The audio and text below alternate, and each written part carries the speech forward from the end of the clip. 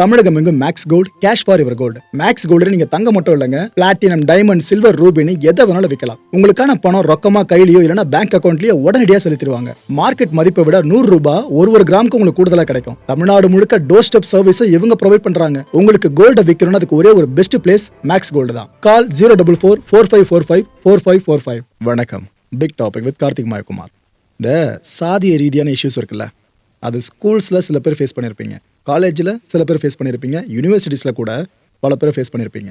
இதெல்லாம் வேணாம்ப்பா, ரிசர்வேஷன் சார்ந்த எல்லா விஷயமும் கரெக்டாக இருக்கணும், சாதியை வச்சு மாணவர்களை இது போலாம் வஞ்சிக்கக்கூடாது சக மாணவர்கள் அப்படின்னு சொல்லிட்டு மத்திய அரசு ஒரு நல்ல வேலையை பார்த்துருக்காங்க. உண்மையிலேயே நல்ல வேலைங்க. ஆனால் இதை எதிர்த்து வட மாநிலங்கள் முழுக்க போராட்டங்கள் வெடிச்சிருக்கு பாருங்க. பிரதமரோட உருவப்படத்தை எரிக்கிறவர்களும் பல பேர் போக ஆரம்பிச்சிட்டாங்க. இதை பற்றி தான் முழுக்க முழுக்க பார்க்க போகிற நிகழ்ச்சிக்குள்ள போகலாம்.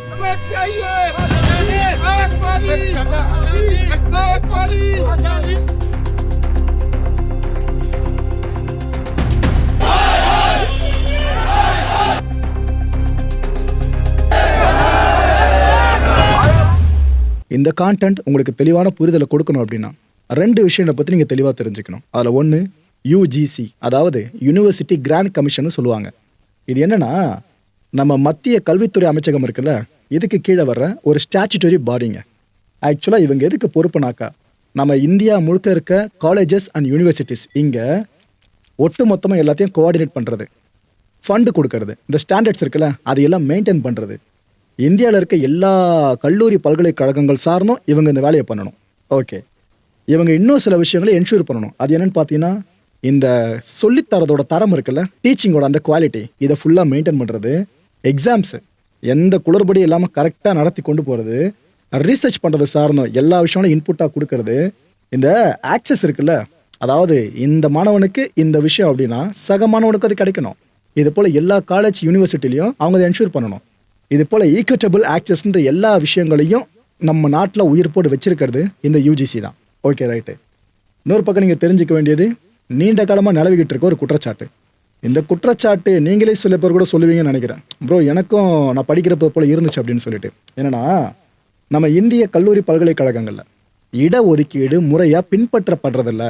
அதாவது இந்த பிரிவை சேர்ந்த மாணவர்களுக்கு இந்த மார்க் இருந்தாலும் ஓகே, மற்ற பிரிவோட கம்பேர் பண்ணுறப்ப நம்ம ரிசர்வேஷன் கொடுத்துருக்கோம்ல, அதுக்கேற்ற மாதிரி நம்ம உள்ள இவங்களை அட்மிட் பண்ணிப்போம். இட் மீன்ஸ் காலேஜில் சேர்த்துப்போம். இந்த விஷயம் ஒரு 20 பேரை இந்த காலேஜில் சேர்க்கணும்னாக்கா 10 பேரை சேர்த்துட்டு 10 பேரை சேர்க்காம காசு வாங்கிட்டு வேற யாருன்னா சீட்டு கொடுக்குறது, இது போல விஷயங்கள் நடக்குதுன்னு ஒரு பெரிய குற்றச்சாட்டு. இன்னொரு பக்கம் மாணவர்கள் மத்தியிலேயே இந்த சாதிய பாகுபாடு தலைவிரிச்சாடுது. உயர் ஜாதி, கீழ் ஜாதி இது போல சொல்லி மாணவர்களுக்குள்ளே அவ்வளோ பிரச்சனை நடந்துட்டு இருக்கு. இதனால தன்னோட உயிரை தானே மாய்த்துக்கிற மாணவர்கள் எண்ணிக்கை இருக்குல்ல, அதுவும் நாளுக்கு நாள் அதிகரிச்சிட்டு இருக்கு. இதையெல்லாம் தடுக்க அரசு ஏதாவது பண்ணணும். இப்படி நீண்டகால குற்றச்சாட்டு நிலவிக்கிட்டு இருக்கு.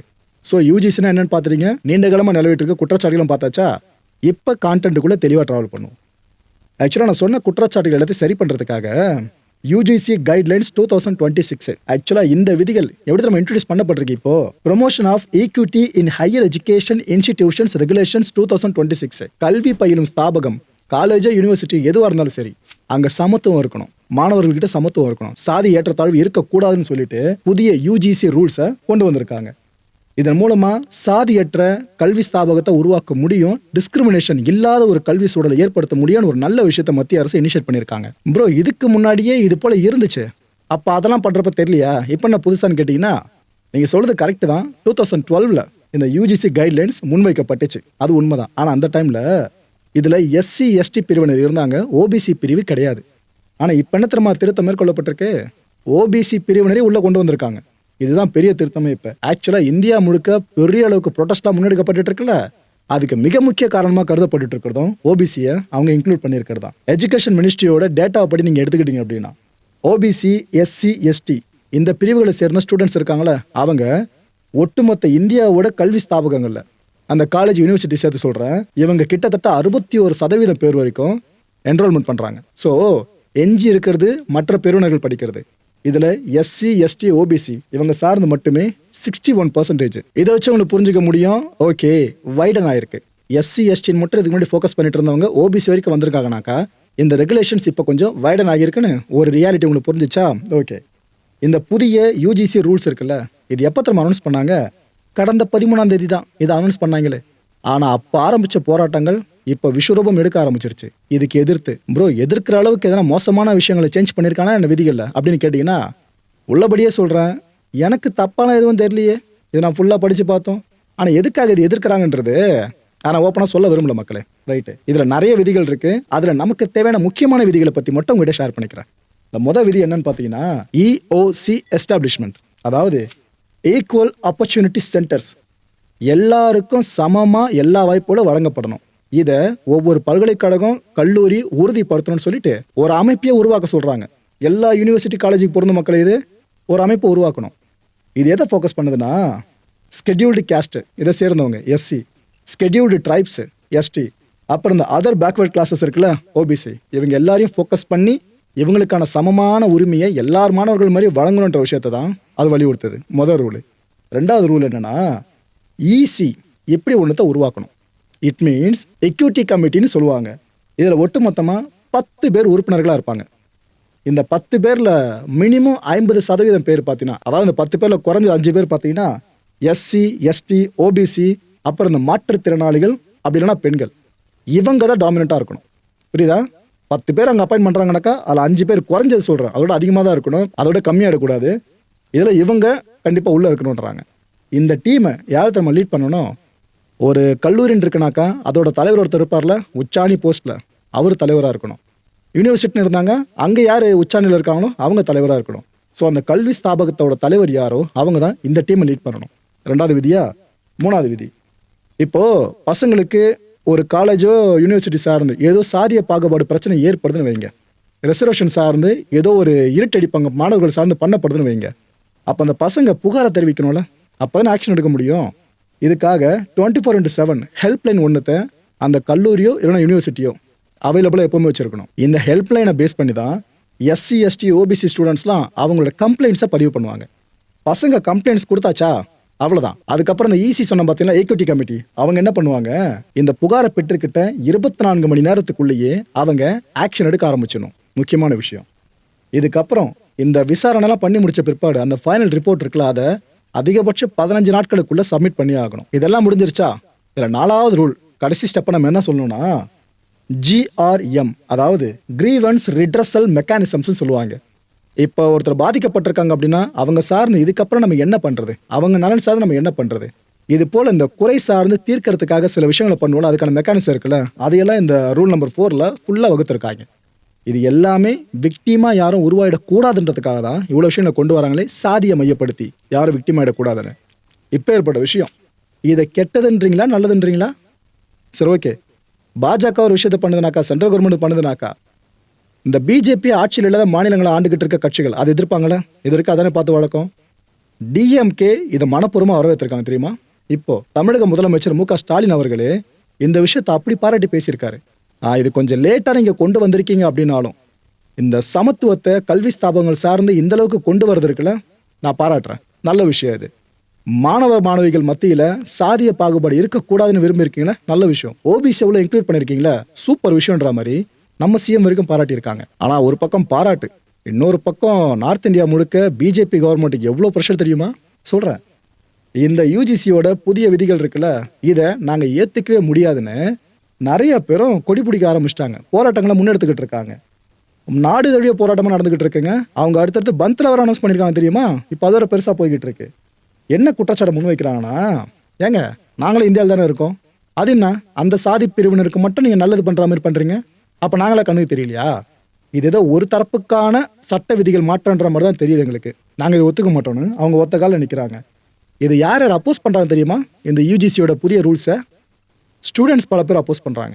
அந்த பசங்களுக்கும் சாதியை பற்ற பயங்கரமாக வெறி பிடிக்க வச்சிட்டாங்கன்னு தெரியல நிறைய பேரும். அந்த பசங்க டீச்சர்ஸு இதை அப்போஸ் பண்ணுறாங்க. அப்புறம் இந்த நிறைய கல்வியாளர்கள் இருப்பாங்களே அவங்க, இவங்க பத்தாதுன்னு பொலிட்டிக்கல் லீடர்ஸ் வேறு. ஒரு விஷயம் யோசிச்சு பாருங்களேன், நம்ம நாட்டில் அரசியலில் சாதியை இருக்கக்கூடாதுன்னு எடுத்துருங்களேன், எத்தனை கட்சிகள் நிலைக்க நிற்கிறீங்க? இன்னும் நான் ஓப்பனாக கேட்குறேன், நிறைய சாதி கட்சிகளோட ஆதரவு வேணுன்றதுக்காக அந்த சாதிகளுக்கு இடஒதுக்கீடு வழங்குறது அது இதுன்னு பல விஷயங்களை முன்னின்று கட்சிகளே கொண்டு போவாங்க. ஏன்னா ஓட் பேங்க்கு காலி ஆகிடக்கூடாதுல, அதை அவங்க பார்த்துக்கிறதுக்காக. ஆனால் அதே தலைவர் மேடையில் போயிட்டு சாதி இல்லாத நாடு தான் நமக்கான கனவுன்னு பேசுவாங்க. இதுதான் இந்தியா மக்களே. ஸோ பொலிட்டிக்கல் லீடர்ஸ் வரைக்கும் இப்போதான் எதிர்க்க ஆரம்பிச்சிட்டாங்க. அவங்க எல்லாருமே சொல்கிறது இது ஒன் சைடுங்க, என்ன எங்களை விட்டு அவங்க நலன் மட்டும் பார்க்குறீங்க அப்படின்றாங்க. ப்ரொட்டஸ்ட்டில் ஈடுபட்டிருக்கவங்களாம் என்ன தெரியுமா முழக்கங்களை முன் வைக்கிறாங்க. மொதல் விஷயம் அவங்க சொல்கிறது, ஏங்க ஏதோ பசங்க கம்ப்ளைண்ட் கொடுக்கலான்னு சொல்கிறீங்க, ஆனால் அந்த கம்ப்ளைண்ட் உண்மையா இல்லையான்றதை எப்படி நீங்கள் வெரிஃபை பண்ணுவீங்க? அதுக்கான மெக்கானிசம் என்ன? அதை அரசு சொல்லவே இல்லையே. இது முதல் கேள்வி. ரெண்டாவது கேள்வி என்ன கேட்குறாங்க, இதே மாதிரி தான் வரதட்சணை தடுப்பு சட்டம்லாம் கொண்டு வந்தீங்க, அப்புறம் இந்த SC/ST ஆக்டெல்லாம் கொண்டு வந்தீங்க, வன்கொடுமை தடுப்பு சட்டம்லாம். ஆனால் அதெல்லாம் தவறாமல் பயன்படுத்தப்பட்டிருக்குல்ல. யார் மேலே கோவம் இருக்குன்றதுக்காக இந்த சட்டங்களை பயன்படுத்தி அவங்களுக்கு தண்டெல்லாம் வாங்கி கொடுக்குறலாம் பெருசாக போயிருக்குல்ல. அப்போ இதையும் பசங்க அது போல் பயன்படுத்த மாட்டாங்க, மிஸ்யூஸ் பண்ண மாட்டாங்கன்றதுக்கு என்ன கேரண்டின்னு கேட்குறாங்க. மூணாவது விஷயம் என்ன கேட்குறாங்க, ஏங்க இது மூலமாக பார்த்தீங்கன்னா இதுக்கு முன்னாடி இருந்த சாதிய சண்டை இருக்குல்ல இந்த காலேஜ் யூனிவர்சிட்டிஸில், அதை விட அதிகமாக நடக்கும். பசங்க இந்த ஒரு விஷயம் கையில் இருக்குன்னு வச்சுக்கிட்டு இதை வச்சு நான் இந்த ஜாதி அந்த ஜாதின்னு சொல்லிட்டு நிறைய டென்ஷன் ரைஸ் ஆகுமே கேம்பஸ்குள்ளே அப்படின்னு கேட்குறாங்க. இல்லை அல்டிமேட்டாக அவங்க கேட்குறது, இந்த ஒவ்வொரு கல்வி ஸ்தாபகத்துக்கும் ஒரு சுயாட்சி அதிகாரம் இருக்கும், அந்த சுயாட்சி அதிகாரத்தையே இந்த விஷயம் பறிச்சிருமேங்க அப்படின்றாங்க. இதெல்லாம் சொல்லி தான் அங்கங்கே போராட்டத்தில் ஈடுபட ஆரம்பிச்சிட்டாங்க, கையில் தீப்பந்தத்தை எடுக்க ஆரம்பிச்சிட்டாங்க.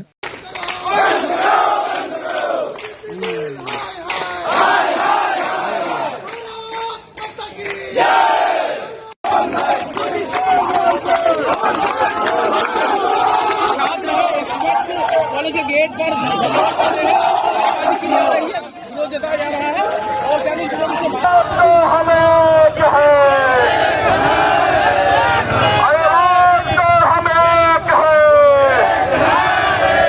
अरे बीजेपी का राजकारण वापस लो,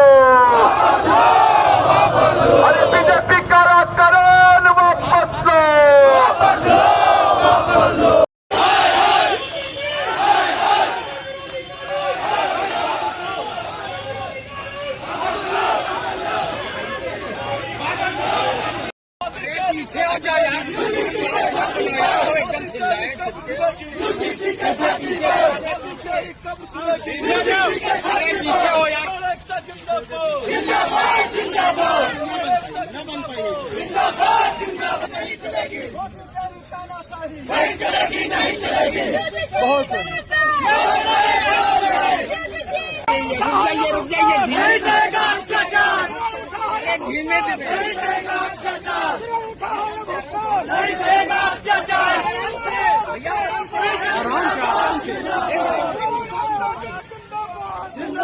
இப்ப இந்த விஷயத்துல தலை உருண்டுகிட்டு இருக்கிறது இவரோட தலை தான், தர்மேந்திர பிரதான் அவர்கள், மத்திய கல்வித்துறை அமைச்சர்.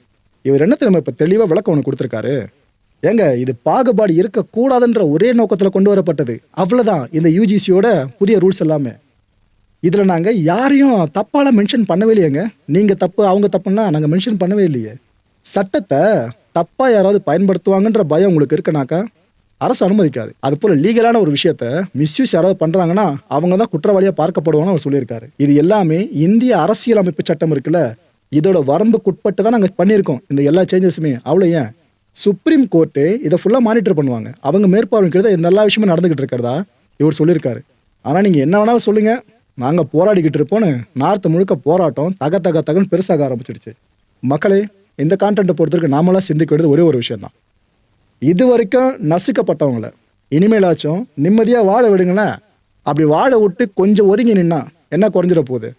ஏன்னா அந்த ஒடுக்கப்பட்ட மக்களோட குரல் அப்படின்றது பல பேருக்கும் காமெடியாக தெரியலாம், அந்த வாழ்க்கையை வாழ்ந்தவங்க தான் தெரியும் அதோட கஷ்டம் என்னன்றது. ஸோ அதனால தான் உங்கள்கிட்ட இந்த விஷயத்தை ஓப்பனாக ஷேர் பண்ணுறேன். கொஞ்சம் நாள் நிற்கலாமே, ஒன்றும் பிரச்சனை இல்லையா இதில். அடுத்த நிகழ்ச்சி சந்திக்கலாம். நன்றி, வணக்கம். தமிழகம் எங்கும் maths gold, cash for your gold. Maths gold நீங்க தங்க மட்டும் இல்லைங்க, பிளாட்டினம், டைமண்ட், சில்வர், ரூபினி எதை வேணாலும் விற்கலாம். உங்களுக்கான பணம் ரொக்கமா கையிலயோ இல்லைன்னா பேங்க் அக்கௌண்ட்லயோ உடனடியாக செலுத்திடுவாங்க. மார்க்கெட் மதிப்பை விட 100 ரூபாய் ஒரு கிராமுக்கு உங்களுக்கு கூடுதலாக கிடைக்கும். தமிழ்நாடு முழுக்க டோர் ஸ்டெப் சர்வீஸும் இவங்க ப்ரொவைட் பண்றாங்க. உங்களுக்கு கோல்டை விற்கணும்னு அதுக்கு ஒரே ஒரு பெஸ்ட் பிளேஸ் மேக்ஸ் கோல்டு தான். கால் 04445454545. என் அன்பார்ந்த மாயம் ஸ்டுடியோஸ் நேயர்களே, மாயம் பக்தின்னு ஆன்மீகத்துக்காக பிரத்யேகமா ஒரு சேனலை கொண்டு வந்திருக்கோம். மறக்காம சப்ஸ்கிரைப் பண்ணி அந்த சேனலுக்கு உங்களோட ஆதரவை மனப்பூர்வமாக தெரிவிங்க. வணக்கம் மாயம் ஸ்டுடியோஸ் நண்பர்களே. மாயம் ட்ரெண்ட்ஸ் அப்படின்ற ஒரு புதிய ஃபேஸ்புக் பேஜை ஓப்பன் பண்ணியிருக்கோம். நீங்கள் யூடியூப்பில் பார்த்துட்டு இருக்கீங்களா நம்மளோட கான்டென்ட்ஸ்லாம், இதெல்லாம் விட ஒரு படி மேலே ரொம்ப கிறிஸ்பாகவும் ரொம்ப சூப்பராகவும் நிறைய கான்டென்ட்ஸ் உங்களுக்கு இந்த பேஜில் காத்துட்ருக்குங்க. ஸோ உடனடியாக ஃபேஸ்புக் பிளாட்ஃபார்ம் போங்க, மாயம் ட்ரெண்ட்ஸ்னு டைப் பண்ணி சர்ச் பண்ணி நம்ம பேஜை ஃபாலோ பண்ணுங்கள். அப்படியே நம்ம சேனலையும் நீங்கள் சப்ஸ்கிரைப் பண்ணிட்டீங்க அப்படின்னா இன்னும் நிறைய புது கான்டென்ட்ஸை உங்களுக்காக ப்ரொடியூஸ் பண்ணி கொடுத்துக்கிட்டே இருப்பாங்க. நீங்கள் பண்ணுற ஒவ்வொரு சப்ஸ்கிரிப்ஷனும் எங்களுக்கு பெரிய மோட்டிவேஷனாக அமையும்.